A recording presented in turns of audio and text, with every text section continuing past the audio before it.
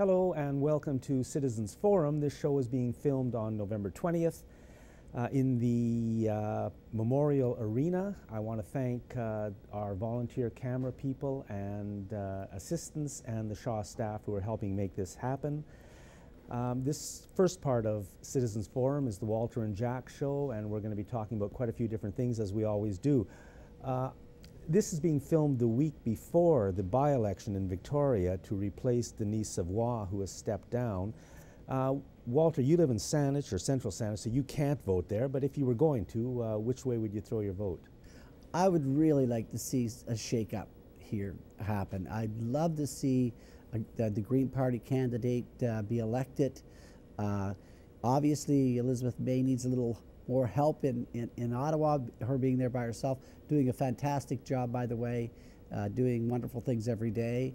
And Donald Galloway is an excellent candidate and would really represent this riding very, very well. And for no other reason than just to change the political culture and the political climate, because we have to have more discussion about climate change and all the issues around the environment. Okay, and I'll answer the question of voting too. At the moment, I don't even think I'm going to vote. I have lost so much faith in our parliament, in our democracy, in the way things that are going. As somebody, I don't think I've hardly ever missed an election in my entire life, but I'm just at the point where what I would vote for is a party that was going to build democracy. If that party's out there, then they've got my vote. So that takes care of the election. Last week, Walter, we talked a little bit about the flu vaccine and the decision by the provincial government and our public health officer, Dr. Perry Kendall, basically to force health workers, and I'm assuming this means thousands of people across the province, to get the flu vaccine whether they want it or not, or they have to wear a mask, or they're basically out. The government and Dr. Kendall are presenting this as based on science. They want to help protect everybody in the society. But a letter has come through from Dr. Tom Jefferson. He's with one of the most prominent research groups in the world on these issues. It's the Cochrane Respiratory Infections Group based in Rome. And maybe you can, Walter's going to read part of the letter that Dr. Jefferson sent to the Vancouver Sun, which was published in the Sun, I believe today, the 20th, and just to show you that there is a completely different perspective coming from the experts on what's happening. Okay, this is what Dr. Jefferson has written in response to Dr. Perry Kendall's challenges. Dr. Perry Kendall's responses to my comments in Monday's Vancouver Sun are disturbing, as his original misreporting of my research. He states that the influenza vaccine is 60% effective and concludes that it reduces the chances somebody will pick up the virus and pass it on to patients. The figure of 60% is a relative estimate which gives an inflated impression of performance. The best evidence of the performance of the influenza vaccine comes from trials in healthy adults. The relevant Cochrane review was first published in 1999 and has been updated several times since. The review shows that you need to vaccinate between 33 and 99 adults to avoid the onset of symptoms in one person. Okay, so just say that again, because I think that's the... So what he's saying, according to their data, according to their research, for about every 100 vaccinations, you will probably avoid an infection for one person. 33 to 100 vaccines. 33 to 100. To protect one person, maybe. For one person not to have symptoms. On average, the vaccines prevent the loss of half a working day per year per person. There is no evidence in any literature that the vaccine avoids person-to-person spread, as the Chief Officer of BC, Kendall, seems to imply. Another of his statements shows just how ideologically driven his policies are. When asked how many patients die each year because they pick up viruses like the flu, Kendall said he didn't know because information is not routinely collected. If he does not know how many people die because of influenza, how does he know it's a problem of such proportion to justify coercive policies?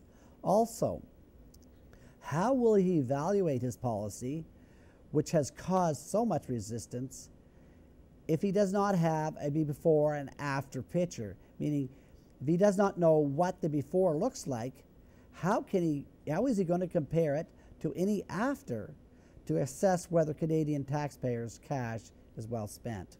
Yeah. And not only our cash, but people are being forced to get vaccinated, which is not necessarily a step that we as a society may want to take.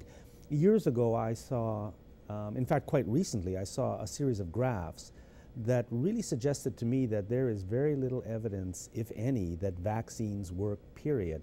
I'm not saying they don't, but that series of graphs, and it's the second time I've seen something like that, really question it. When you think that this is coming from the pharmaceutical industry, which is an industry that in many ways is not extremely trustworthy, can we trust the science? I think that's a question we all have to be asking.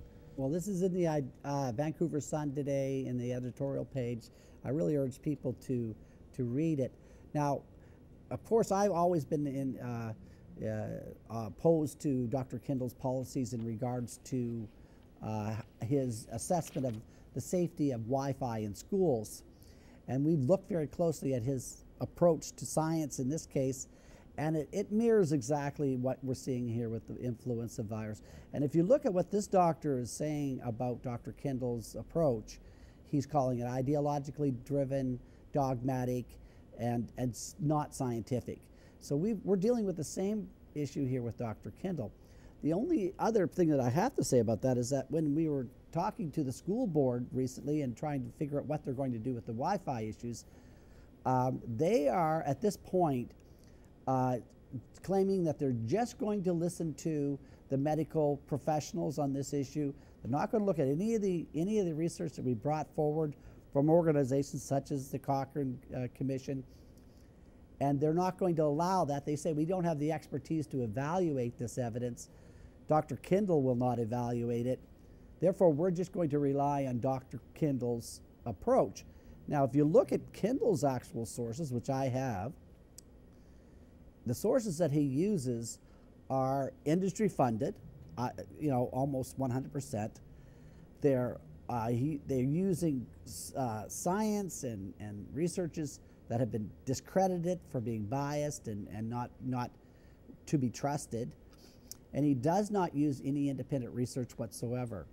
The organizations that he entrusts to give him good information, like the Center for Disease Control, has used a committee for years that assesses the validity of research.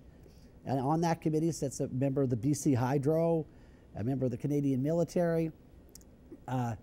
So how could Dr. Kindle be comfortable with asking people with obvious conflicts of interest to assess this information? The bottom line is what we all should be concerned about is if Dr. Kindle is not basing his opinions on science, what is his basis for his analysis?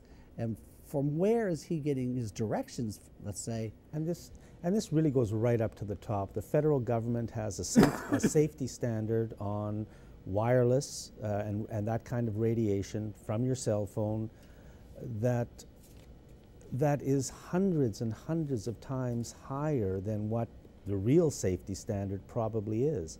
And therefore, basically anything is safe according to the federal government. It comes from there. The media never discusses the issue. And so it comes down to now Wi-Fi is being placed in elementary schools. And, is it good for kids? Well, nobody seems to really care. Now, the Victoria School Board hasn't made a decision yet on Wi-Fi, and they're very closely split right now on the issue. And I urge everybody that's interested and concerned about this type of technology being placed in elementary schools to contact the school board and let them know that they just are not doing their homework and they should be allowing evidence that we're bringing forward, and to use good common sense instead of just being locked into this paradigm of only relying on the medical health officer. I'd like to move off of this topic and on to, I was listening to CFAX the other day, and someone was on from the mustard seed, and once again the mustard seed is in quite serious need of food and monetary donations. It's, you know, as the economy continues to circle the drain, of course there's less and less for the people at the bottom.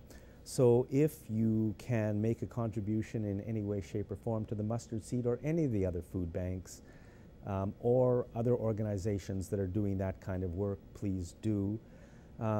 I'd also like to say that I wish CFAX and the other local media, you know, it's nice that they have someone on from the mustard seed and allow him to put out his important message. But what would be much more important is if the media in its entirety began to really report to the public the truth about what's happening in our economy, because it's not by accident that food banks are once again at being used at record levels, and that poverty is growing and that income inequality is growing. This is the plan for Canada. This is what's being done to us. The corporations who run this country, they're taking the money, and that just means there's less and less for everyone else, and that is why the food banks are in such desperate need and why so many people are in debt. You know, we live in one of the richest countries in the world, filled with natural resources. There's only 35 million of us living here. It's a tiny population compared to most countries, and yet we're all in debt. And again, we live in one of the biggest countries in the world. There's only 35 million of us, and yet we have to mortgage our future, our lives these days, just to get a place to live. How can that possibly be? I don't think it's by accident. I think this is a well thought out plan by the people who run this country, and if the rest of us cannot derail that plan and begin to gain control of the governments that have to which we give the responsibility and authority to make things happen, things are only going to continue to get worse. So once again, this confluence of media and democracy and the corporations that kind of run the show is something that we've got to face on economic issues for sure. I agree with you 100%, Jack. Thank you. Where are we on to next? Well, I think we should mention, last week we talked about the Tom Fletcher article in the provincial, in the local community papers regarding smart meters. So Victoria News, Mr. Fletcher wrote an article that was quite an attack on some people on Salt Spring Island who are trying to block the installation of smart meters. Yeah, so they've asked, some folks in Salt Spring have asked for equal space in the paper. They haven't got any response on that yet. But what's happening on Salt Spring is quite important. Is there's a filmmaker that's been making a movie on smart meters for the last several months. His name is Josh DeSole, and he's releasing a half-hour movie, which is part of the main film, and it's going to be called "Take Back Your Power." And basically, it's a film about the politics and all the technology issues around smart meters, all the health issues, and looking at what's happening with smart meters in a global perspective, because these things are happening all around the planet. So that's a great thing that's happening there in Salt Spring, and they're holding out quite well. They have about 1,000 meters that are locked and protected on Salt Spring, and they're trying to hold their ground the best they can. Yeah, and interestingly, I mean, I haven't seen anything anywhere in the media about this. I mean, this is like the freedom fighters trying to protect all of us. At least I sure feel that way. They're trying to protect us from these damned smart meters that the provincial government has mandated get put on every house that I believe are not safe. Where is the NDP? I mean, this is the NDP is basically the party that I largely supported most of my life. Why won't they say anything? Why won't they do anything? And then the sad truth is, they don't work for us either. You know, the corporations at the top call the shots. They want smart meters. It's happening worldwide. What's the reason for it? It's costing us just here in BC $1 billion. That's basically a couple of $100 for every person in the province, $1,000 for a family of 4 to install these things. And you know, I just that's why I've stopped voting. It just seems absolutely hopeless. Well, Jack, I continue to vote, and I got a little more hope. And I think we have to remain engaged. And you know, there's always somebody that's worse than someone else. And I think the NDP are really thinking about, well, what's it going to take to get into power?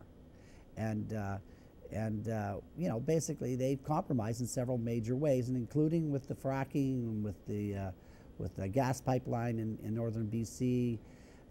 You know, in Quebec, the premier has banned the fracking.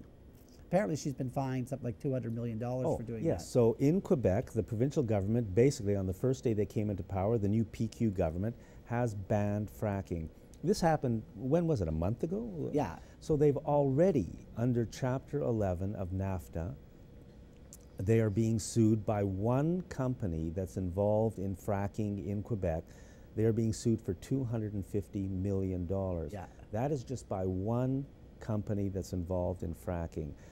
Now, this is going to wend its way through, not through the courts, but through whatever process that NAFTA has. And if Quebec loses, then I would assume the potential cost will be billions of dollars, which means that the ban will probably have to end. This is a story of tremendous importance. There's no coverage in the media, naturally, but this is a story that we should all be focusing on. Quebec and the ban of fracking and what is going to happen with the NAFTA, this corrupt NAFTA challenge of our government's right to protect us, because that's what it comes down to. That's right. It's a very, very destructive practice, and it's going to be a hard sell for the NDP in the long run that they supported this policy, which is so detrimental to the interests of the public. And again, I think they're ill-advised not to take good, hard positions before the election and let the public say, hey, I like that idea, I'm going to vote for you guys because you've got these great policies. They're planning on floating through the election saying, hey, we're not as bad as the Liberals, vote for us. Well, what do you get in the end? You don't get anywhere because they don't have any mandate in the first place, and they also don't have to honor any promises. They're just going to get elected, and it'll be business as usual. And I think it's a terrible, terrible thing to happen to democracy when that sort of a thing happens. And maybe that's what we can finish with. We've only got a couple of minutes left, but maybe we should talk about how do we improve our democracy. It's something I've thought about and worked on for a long time. One thing I would really like to see is a Citizens' Assembly on Democratic Reform in BC. It would have to be put together by the government, I think, although we could do it locally in one small area just by a group of people who had a few bucks and wanted to do it. But I wouldn't trust the government to do it, but I might trust the legislature, the people we elect, to oversee a Citizens' Assembly on Democratic Reform in British Columbia and cover all the issues. Number one, how do we control the political parties and make them act democratically and honestly and fairly? We have to. I mean, the political parties basically regulate themselves, which we all know is a very dangerous situation. Do we want to change our voting system?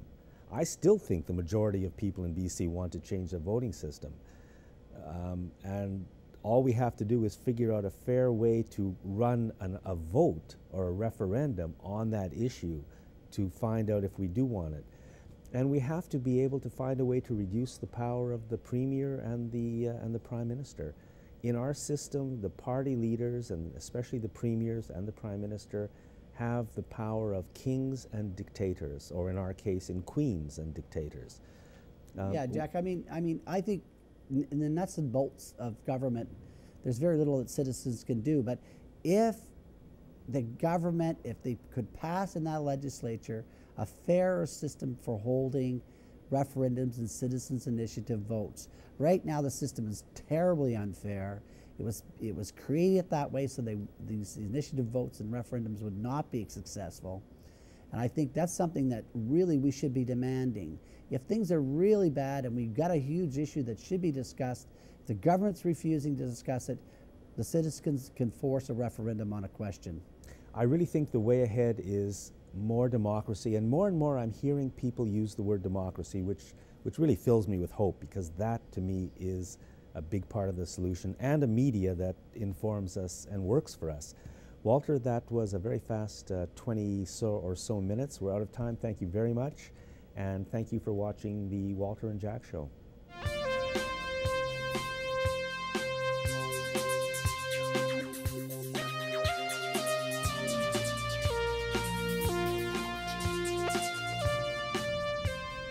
Hello and welcome to Citizens Forum. This part of our program is the first time we've done 3 people at the same time, so hopefully this will all work out.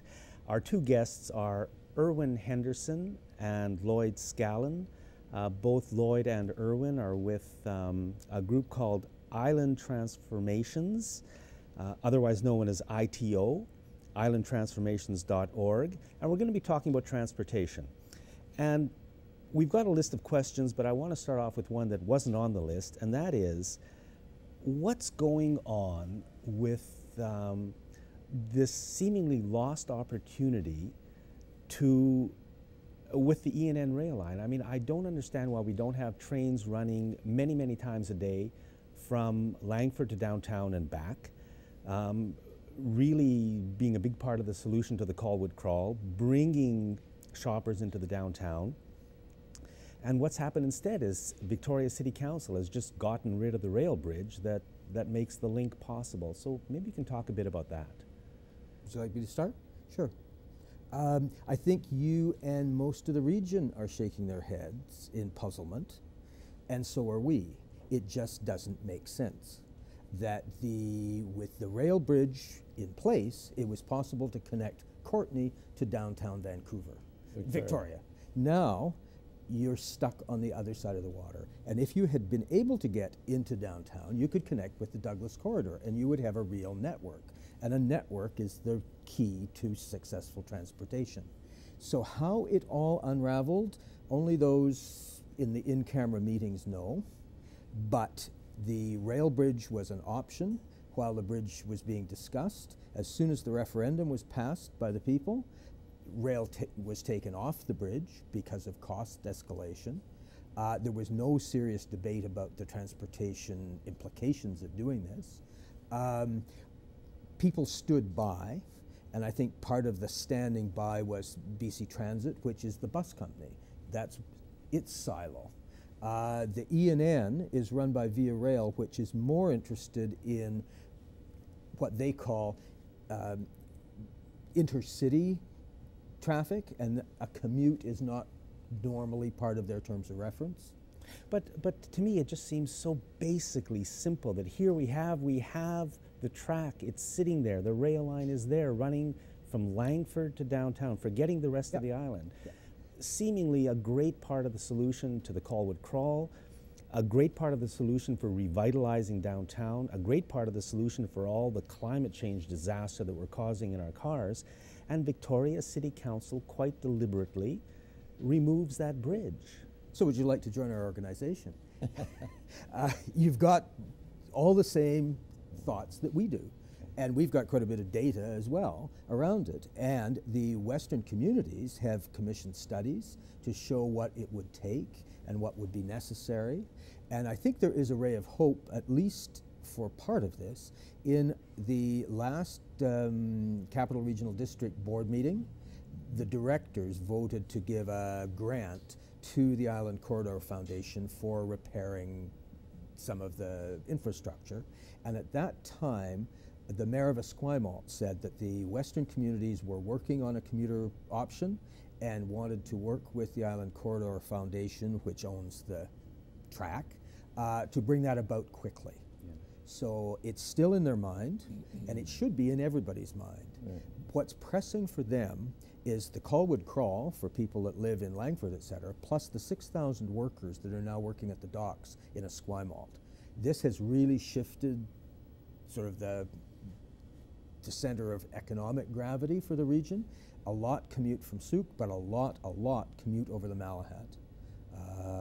It also is inexplicable to us why study after study looks at the Malahat but never looks at the tracks that go beside the Malahat.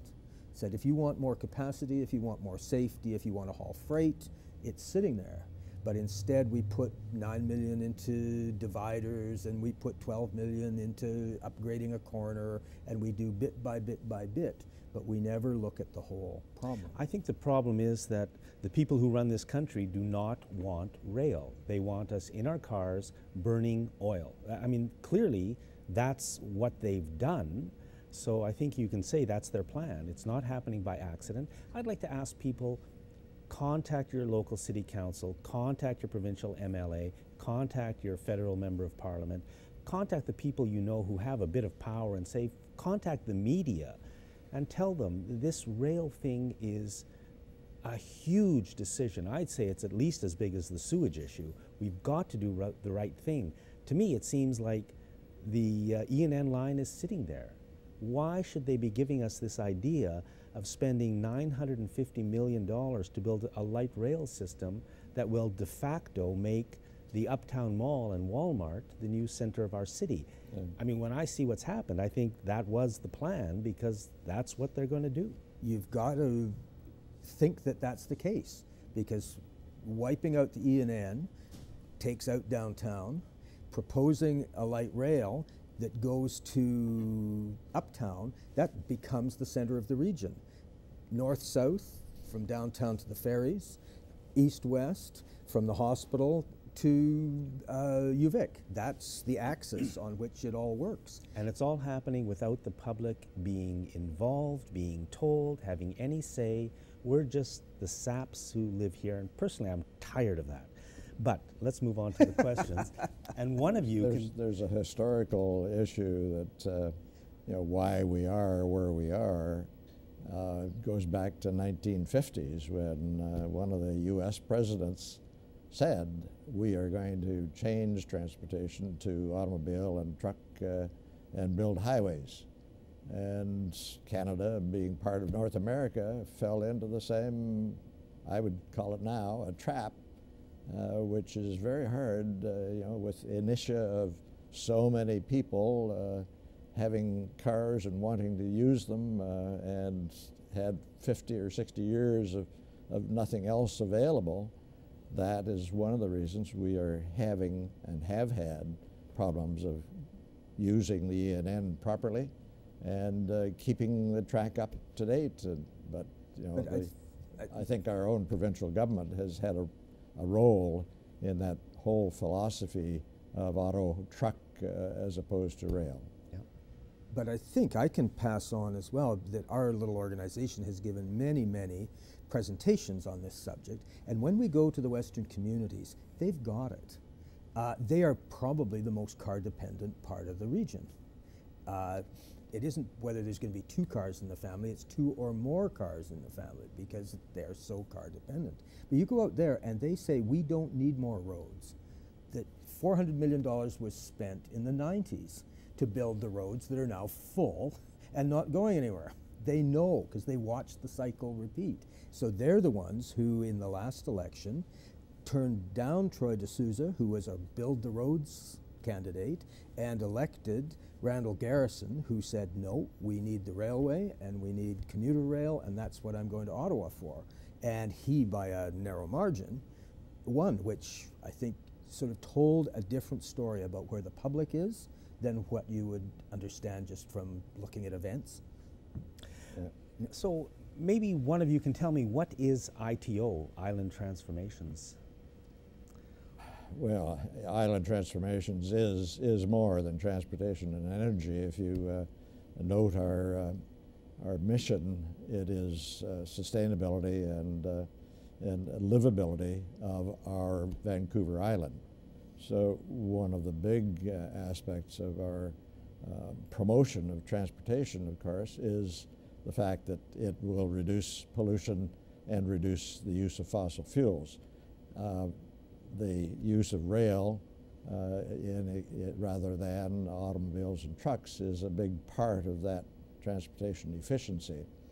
But what is now needed is a greater focus on getting people out of their cars because, as you know, certainly I do, it's expensive. It was made clear to me just 5 years ago when we moved from View Royal to James Bay that the car was an expense that was excessive, and I didn't need it anymore because downtown gave me the public transit capability. All you have to do is change your planning a little bit and you can get anywhere by public transit. But it saved me, the bottom line every month was markedly different. It's now estimated by BCAA that it really costs an average individual $12,000 a year to run a car. And every time the price of gasoline goes up and the price of cars generally and the insurance costs generally go up, this is why we need to provide everybody in the city, urban areas in particular, an alternative to using cars. So you can see, folks, why the people who run this country don't want us on rail, because we're spending $12,000 a year buying cars, buying insurance, buying parts, and buying oil. That's money into their pockets and out of ours. Irwin, maybe you can tell us what's the vision that ITO has? Well, I guess it leads right out of the mission statement that Lloyd saw, which was Vancouver Island treated as an entity because we're all here on an island together with a social, an economic, and an environmental consciousness that goes across all of the things we do, from the way we harvest our forests, to the way we use air and water, to our links to the mainland and through airports and other things to the rest of the world, and the way we live. And behind the transportation interest is also land use, because people now know that they'd rather live in denser, more compact, walkable communities. So it really goes back to the kind of lifestyle you would want, and I think the island lifestyle is something that the rest of the country knows is different. Where we are more conscious, I was told by one of the pollsters that you have to have 2 university degrees in Ontario to be as green as the average British Columbian. And so I think that treating the island for energy, for the environment as a whole, and treating our investments as a whole too, because they're very fragmented. Yeah. So what I'd like to see, for example, you can tell me if this makes any sense, I'd like to see a rail line going right up to the top of the island or as far north as makes sense. I'd like to see trains being used here within the CRD. I'd like to see a line running up to the ferry terminal that would pass the airport as well, and certainly something out to Langford. I mean, and running constantly. Why? I mean, is that your vision as well? Yes. Our vision would be staged. We wouldn't do it all at once, but you would build it in stages. And this was the lesson of Portland, which, as we now know, has a really built-out system, but it started with a downtown loop. I think we would naturally start with an E&N commute and an E&N up to Nanaimo, which is what Island Corridor is working on now, that it would have a morning run in and then a second run in from Langford, because when it shut down, it was going the wrong way. I mean, and how ridiculous was that for all those years? And they knew it. I mean, it's not stupid. It's corrupt. It's deliberate. They are deliberately doing this. They won't let us get on trains. They just won't. So how do we do it? And what's standing in the way of making all of this happen immediately, if not 20 years ago? If I may, I think one of our principal problems is the fact that we have so many governments who are involved in making any decisions about where we go in the future. And so many of them have a short span of time in which they personally are involved. The electoral timing has disrupted any or many of our long-term plans. Secondly, we have, in my view, no organization within Vancouver Island that can make long-term decisions and plans.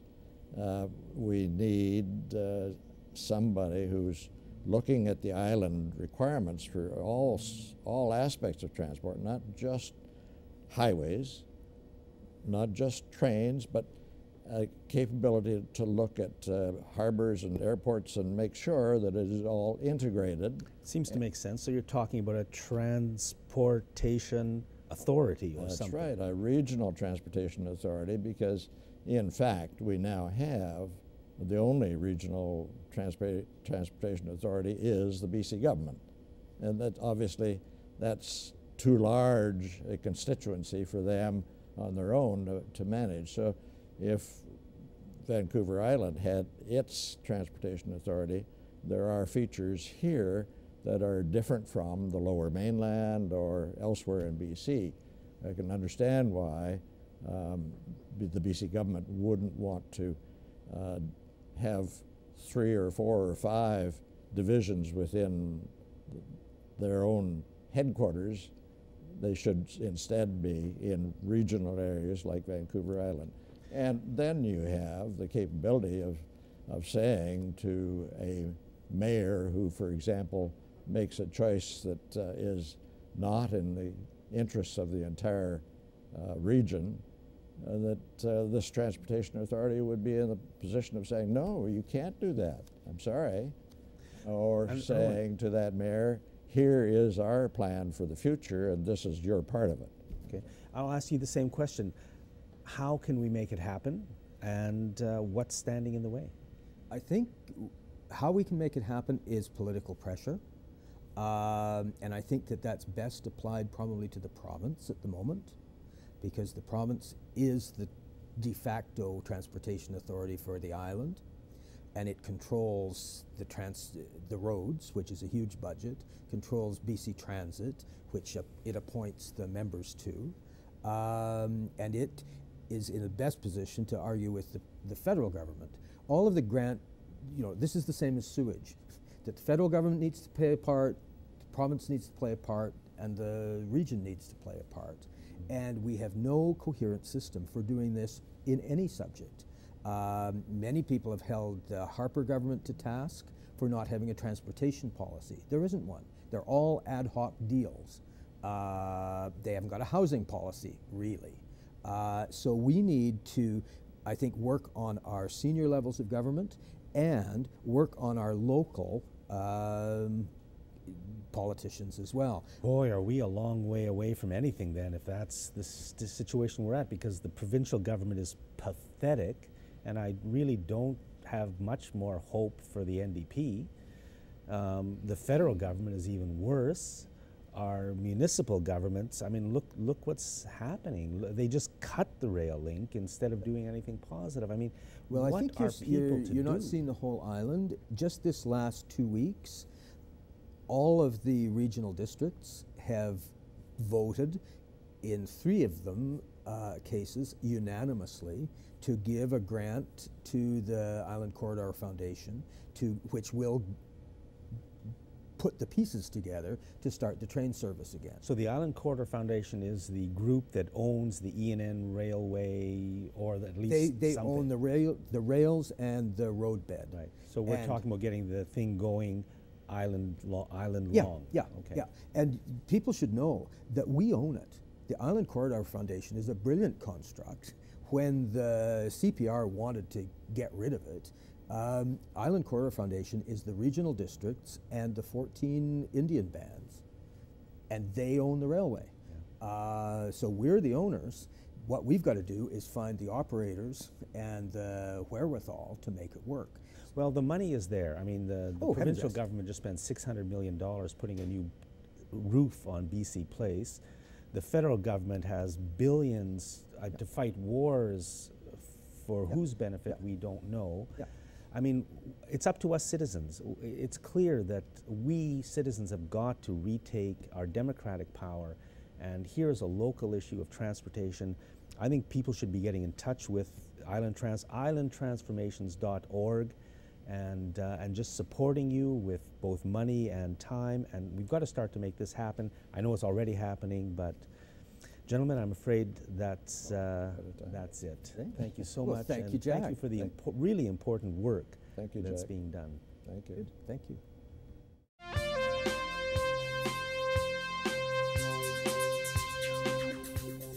Welcome back to part 3 of Citizens Forum. Our guest in this last segment is Will Smith. Will's interest is in what you might call the global financial scene, and that's what we're going to be talking about. Will, question number 1, what's going on that is interesting and important in the world's financial scene that isn't getting reported? Well, I think some of the most interesting things are the positive things that are going on. For one thing, the most obvious one to me is Iceland.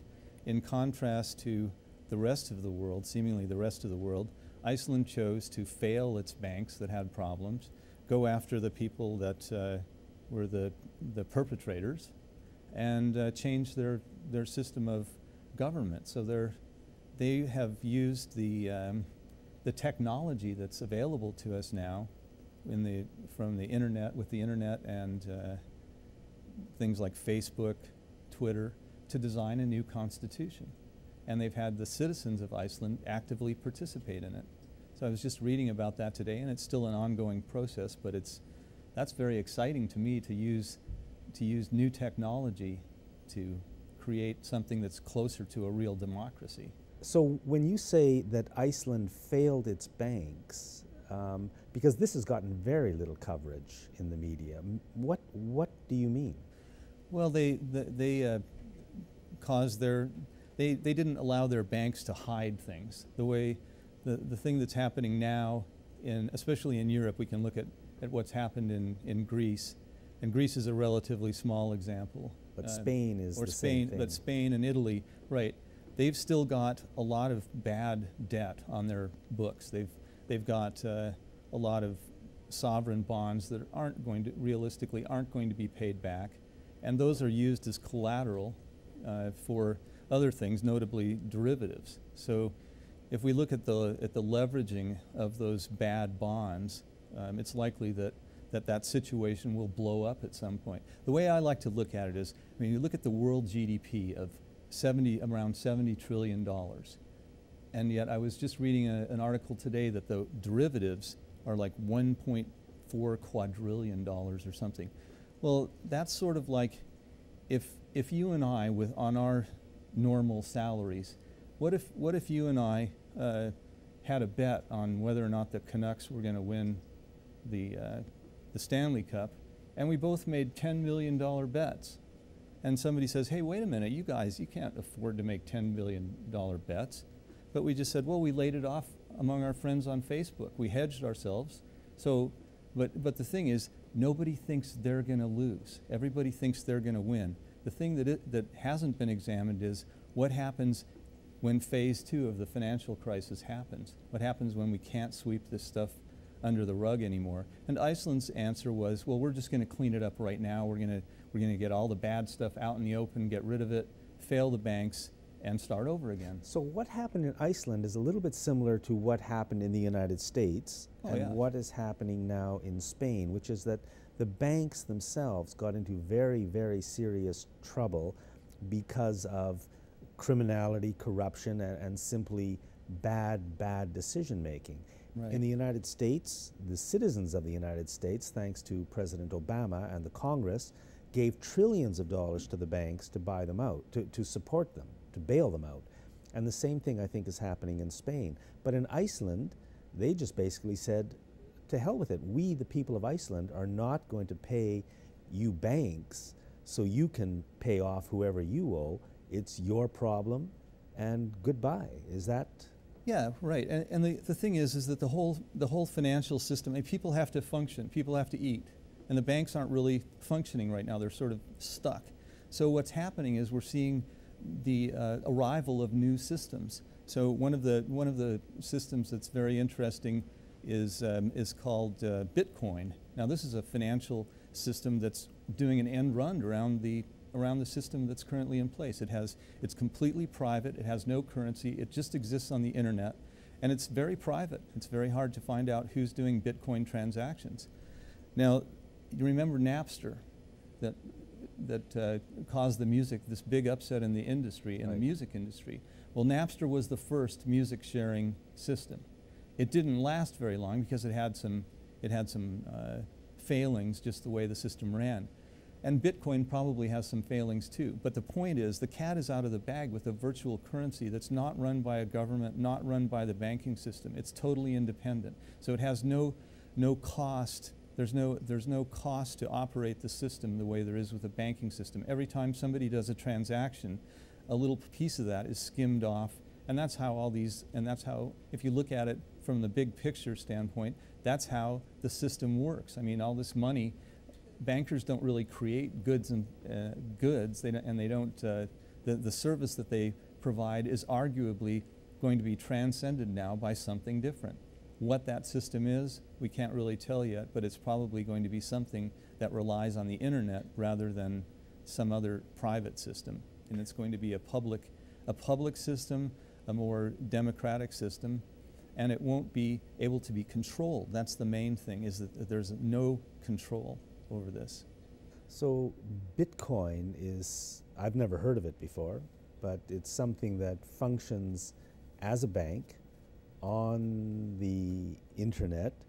I mean, there must be someone or some group or organization that's behind it to allow it to happen. Is it big, small? It's pretty small right now, but it is growing exponentially, and it does have a clearing system now. Interestingly enough, WordPress just announced yesterday that they're now accepting Bitcoin payments. So the reason this is so important is it's very hard if you're in a developing country to use the banking system or even to use something like PayPal. And Bitcoin is open. Anyone can buy Bitcoins, buy and sell Bitcoins. So that's the thing, is it lowers the bar for entry into the economic system. And the economic system, the economic system that's outside of the controlled system is known sort of euphemistically as Système D, which is a débrouillard in French, means somebody who gets things done. If you need to get something done and you don't want to fool around with red tape, then you get somebody who's a débrouillard to do it for you. System D is now, it's estimated by the OECD to employ half the world's people. So half the world's people, even if the half that it employs are at a very low level, that's a significant number. And they estimate that by the year 2020, it'll be 2/3 of the world's employees are informal. They're not paying taxes. They're not being what they do is not being tabulated. It's as simple as somebody who has a swap meet or has things on used Victoria. That's part of that system. That system is expanding simply because it's necessary. People have to eat.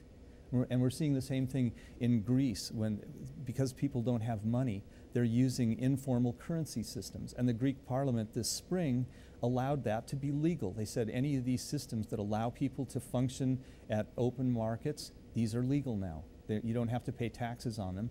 Now, I'm not sure that that's legal under the European Union rules, but it's being done anyway because people have to eat. They have to survive. They can't wait for the next quarter to see what the government's going to do or to see what somebody's going to do to fix the problems. They have to fix the problem themselves. So you mentioned that in Greece they're allowing things like LETS, L-E-T-S, which is local exchange trading systems, to function legally, and I guess the government is even trying to support them in some ways. Do you know how those things work? I know we used to have one here on Vancouver Island. Well, I don't know all the technical details, but I do know that they've been used successfully for many years, and it's actually a lot of them are internet-based, so that it's open source software. The cost of entry is very small. You just need to find a geek who can set it up for your locale, and then it works over the internet. But basically, you're bartering for goods and services, and I've read some articles about how that works. That's working in Greece, and evidently it's working very well. And it's very efficient too, because you get There's no there are not many intermediaries. There's no banking system. There's no. It just works over with slips of paper or over the internet credits. So, where do things seem to be going? I mean, from your perspective, given what's happened over the past few years. Well, I think we can look at the internet to be an example. We're going from a system that's very it's a top-down system. We're going to a peer system, a system that's very flat, where there's a great deal of equality. And I think that we're seeing that the governments are not able to cope with the extent of these things, and so that people are solving their own problems. Whether you look at what's happening, they're just being forced to do this. So you see eco-villages popping up in Greece, and you see eco-villages that are in these European countries that haven't necessarily been doing really well. All of a sudden, they're very much in vogue and very popular because they're an answer that works. They work. Well, I hope you're right that people are able to come up with solutions to the economic and financial problems. But, for example, in the United States, where I think they're much worse off, I think, right now than we are here in Canada, but we're probably going down that same hole in the ground. Hundreds of thousands of people, at least, I believe, have lost their homes through foreclosures. Where are those people? What have they done? What's their solution to this? Well, I don't know. I think if you look on YouTube, you can see a lot. I know that there are tens of thousands of people living in the sewers in Las Vegas. That there's a huge population that just has created an underground city, in effect.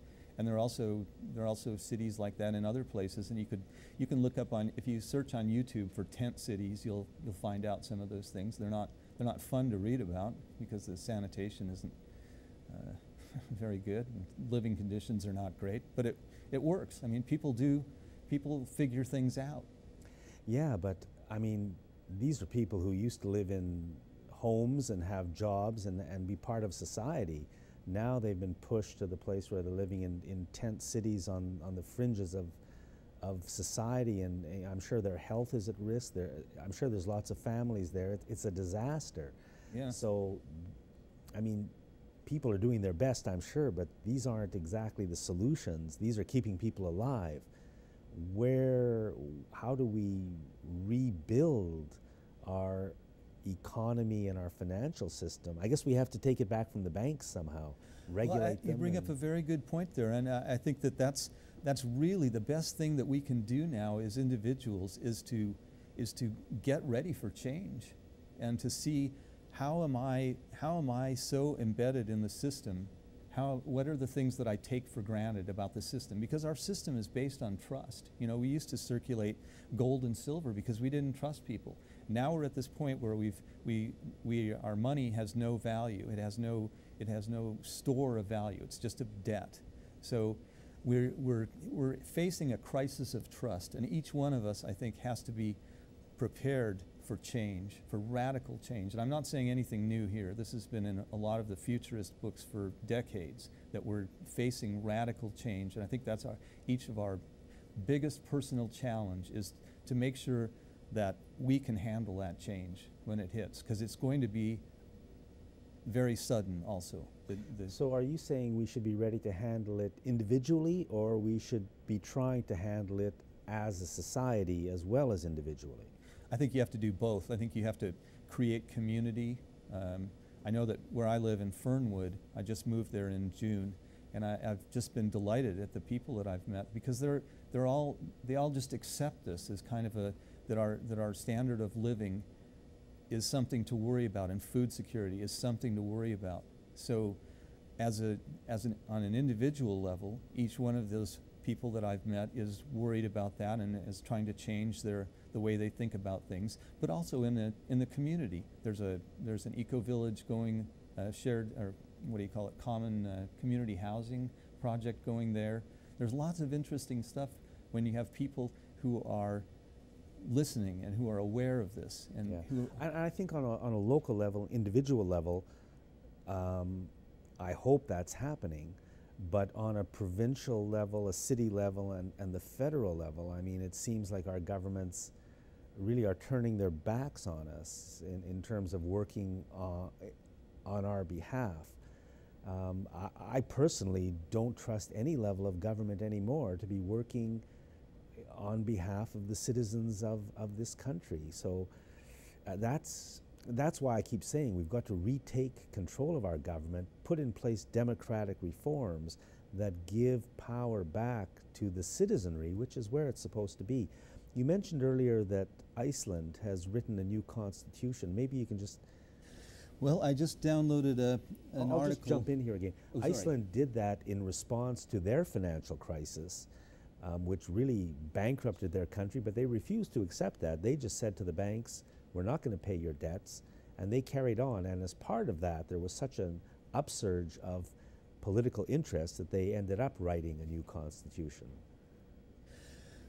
Yes, one of the things that they established in Iceland, it includes a provision to allow 10% of the voters to call a referendum. So that's a relatively small number of voters to bring something before the people. I would suggest that something like that would be very important here in BC and in Canada. We don't have anything that good.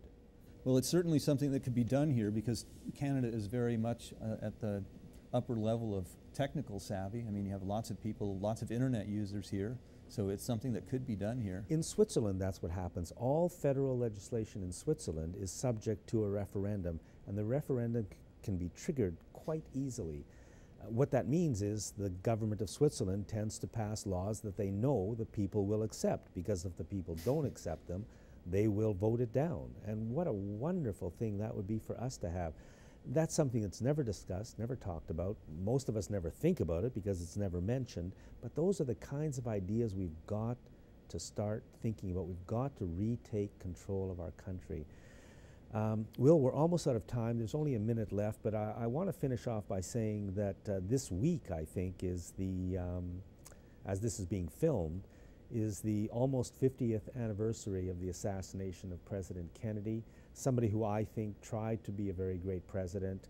I think he was assassinated by a power structure, the secret government that so many people talk about, that still has tremendous power, maybe even more power now than it had then. Don't believe a lot of the negative stuff you're hearing about President Kennedy in the media. They don't like him because he tried to end the war in Vietnam. He tried to fix up the financial system in the United States.